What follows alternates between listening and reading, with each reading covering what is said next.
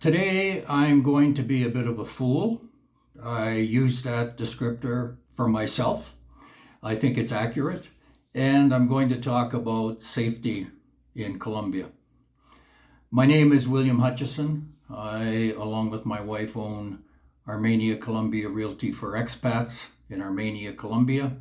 I've lived in Armenia for almost 12 years, and in Colombia, it'll be 13 years in October.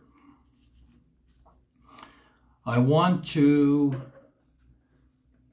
say, first of all, that this is an opinionated video.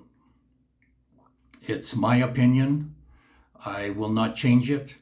I'm open to comments, whether they're on my side of the fence or someone else's. But I've lived here long enough. I've developed these four commandments, if you want to call them that, rules that I follow, and I follow them religiously, to have no issues in Colombia. It's basically common sense. You can make adjustments to them. For example, my fourth rule is that I'm in by 6 every day, 6 in the evening. Maybe you want to adjust it to 4 in the afternoon or 9 o'clock at night or 10 o'clock at night. Maybe you like movies and casinos. I am just in by 6. So let's get started. My first rule is live gated and only in the best barrios. I really believe that, especially gated, if you don't have that extra level of security, you're asking for potential problems. There's a YouTuber here put out a recent video on a home. Perhaps he's getting a commission on it, I don't know.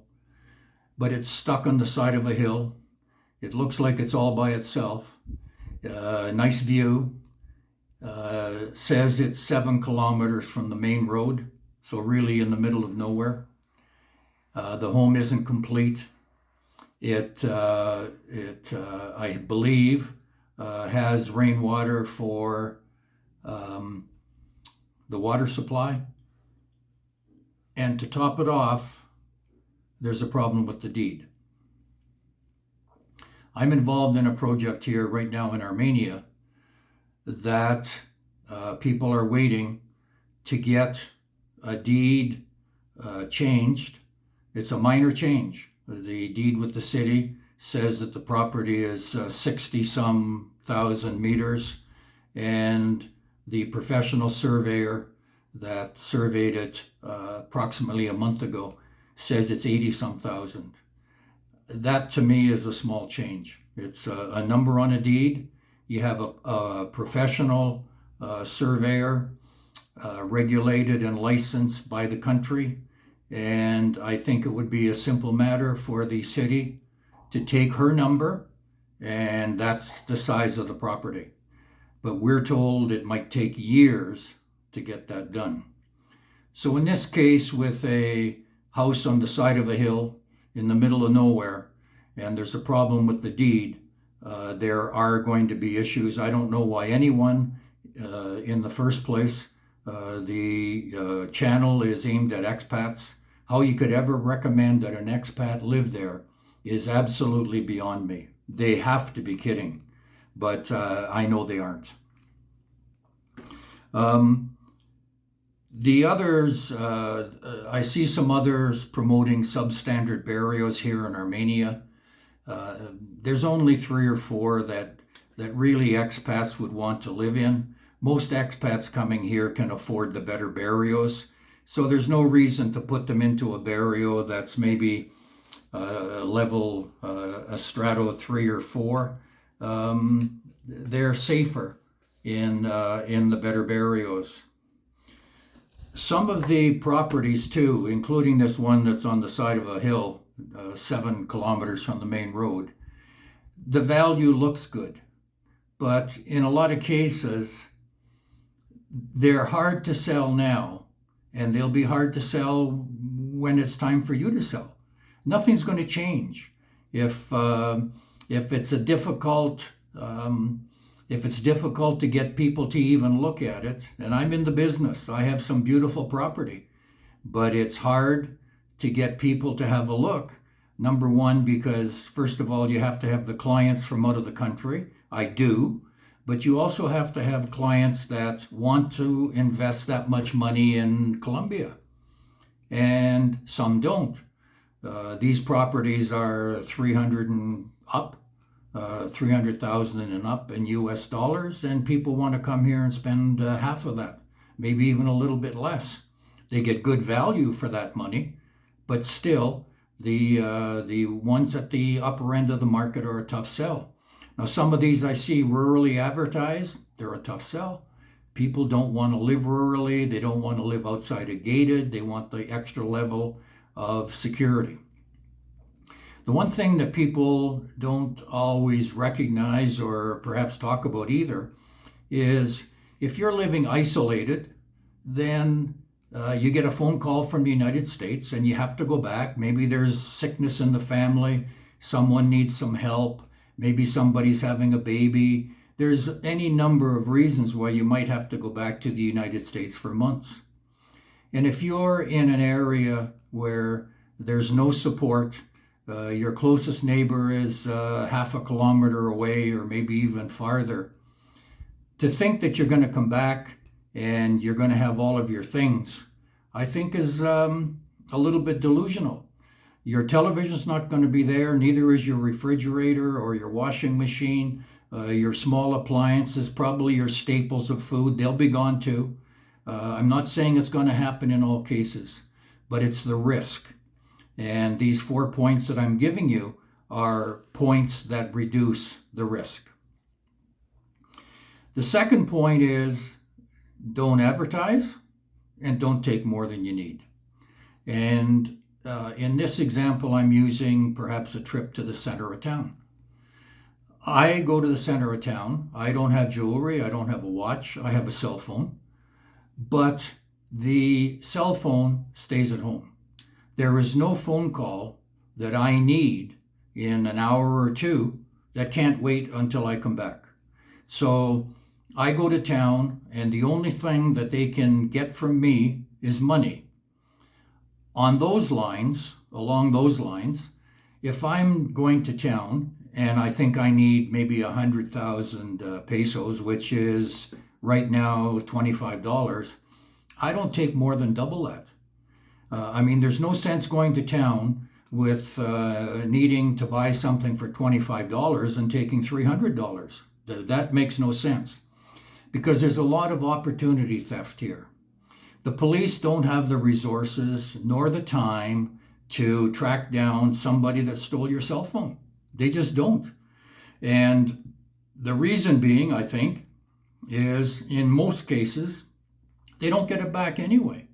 So you've got a cell phone that costs $200 or $250, and the police need to put 100 hours into investigation. Sorry, folks, it ain't going to happen.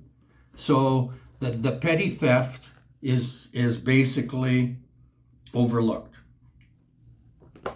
The third thing is, and this one came to me in a strange way, is trust no one.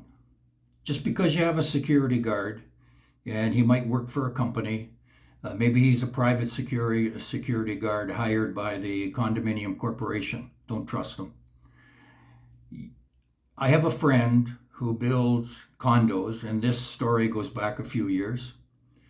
He was arriving on the job site in the morning and looking at his inventory as he walked maybe to one of the units or dealt with some of his employees. And it looked to him like there was things disappearing, but he couldn't put his finger on it. He went back after. This could be weeks or even a couple of months, I don't know. And the day before, he had bathroom cabinets delivered, 6 of them. And he went back the next morning, and 2 were missing. So he staked out the place. And what he found out was that the security guard was allowing people in to take some of his inventory. He thought Previously, there's bags of concrete and some rebar and those sorts of things gone. But now he could actually put his finger on it and say that 2 bathroom cabinets were gone. 6 delivered the day before, and now there was only 4 there. So here's a security guard. In our world, North America, most security guards, a very high percentage, you can count on, probably here too, for the most part. But this was one example where if you take our attitude towards people that seem to be in authority, you don't apply it to everyone in Colombia. The last thing that I want to mention to you, I did earlier, is I'm in by 6 every night. I don't go out after 6. In Colombia here, it's light 6 to 6 within 15 or 20 minutes year round. So 12 hours of daylight, 12 hours of night. If I have things to do, I do them in the morning. And that's not only because of safety. That's because I like to get my things done early in the day. And then I have the rest of the day where I'm flexible. I can do whatever I want. If I get a phone call and I need to be somewhere at 1 o'clock, I have to cancel something else that I had arranged and be able to meet someone at 1. That's not the way I like to do things. So I do most of my things early in the morning. So just to recap, and I know that this is me, and there's a lot of people that won't agree with the way I live my life here, but it stood me in good stead. Number 1, you live gated. Number 2, don't advertise and only take what you need. Number 3, trust no one. And number 4, be in at some time. You set the time, for me at 6 o'clock. That's it for this video. I hope it's given you some insight into the safety in Colombia. I don't think it's any more dangerous than any other country in the world. It takes a dose of common sense and maybe a little bit of experience, maybe talking to other expats that have been here, how they conduct their affairs. It's a beautiful place to live.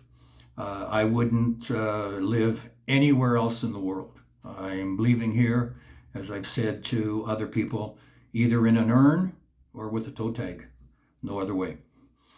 William Hutchison, Armenia Colombia Realty for expats in Armenia Colombia. We'll look after your real estate needs, whether you want to rent or buy. Our advice, as always, rent for 6 months if you don't know Armenia before you get on the purchase bandwagon.